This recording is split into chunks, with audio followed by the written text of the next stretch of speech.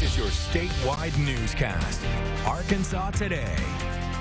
During Breast Cancer Awareness Month, we're continuing to highlight breast cancer survivors in our state. And today we're talking with Liz Douglas here, who's going to tell us her story. Liz, thanks for coming in today. No problem.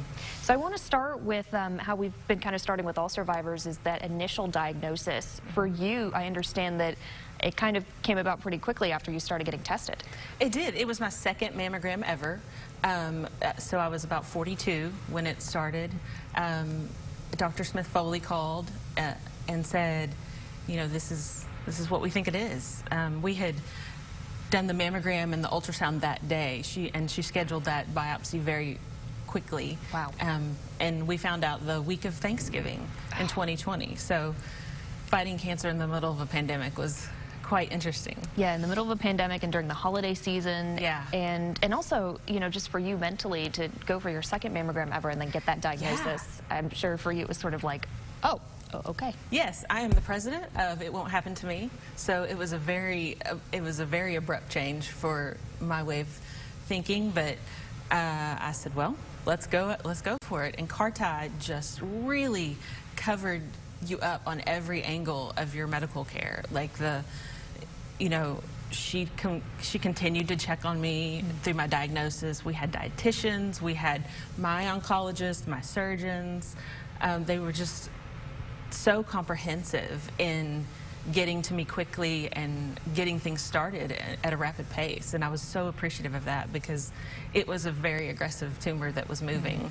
And I went from mammogram and diagnosis to my first round of chemo within 3 weeks. Wow. So they were on the ball.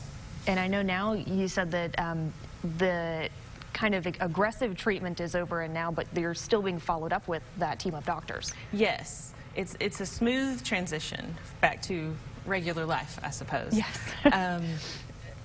They monitor you with labs and with screenings, with, you know, further in-depth CTs and PET scans of things of that nature.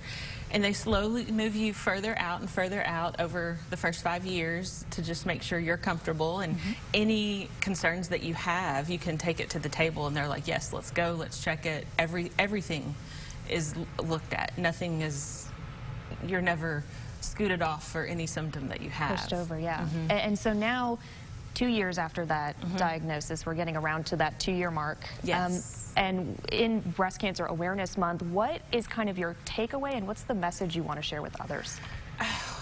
Growing up in Little Rock, I found that the screening campaigns were so cliche, and now I am such an advocate for pushing for it. I'm like, have you had your mammogram? Have you had your mammogram? Go check it with all your friends. Yes, absolutely. I was like, you know, if you're not going to do it, I'm going to take you there myself, because it is 1 in 8 and in my age group, and that is a massive number.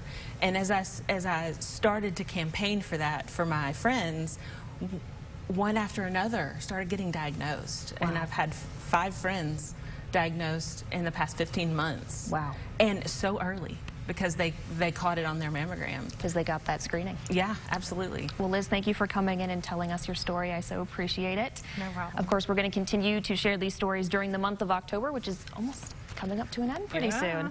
But we also have our previous interviews on our website as well. We'll be right back after this break.